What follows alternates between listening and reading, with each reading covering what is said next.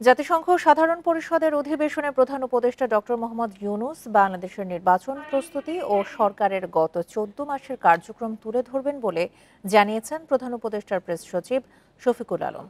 Bundle থাকলে প্রতি সেনমানিতে টাকা বাঁচবে। বিকাশ সেনমানি বান্ডেল কিনে জিতুন প্রতি লেনদেনে। স্থানীয় সময় মঙ্গলবার ম্যানহাটনের গ্র্যান্ড হায়াত হোটেলে সাংবাদিকদের এসব কথা জানান তিনি।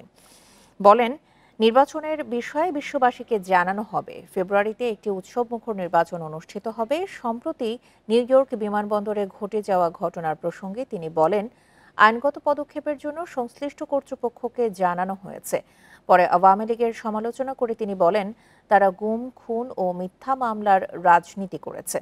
এখন জনগণের কাছে তাদের অবস্থান নাজুক। প্রেস সচিব আরও জানান, জিওপলিটিক্যাল ইস্যু এবং আন্তর্জাতিক সহযোগিতার বিষয়গুলো জাতিসংঘের বক্তব্যে স্থান পাবে।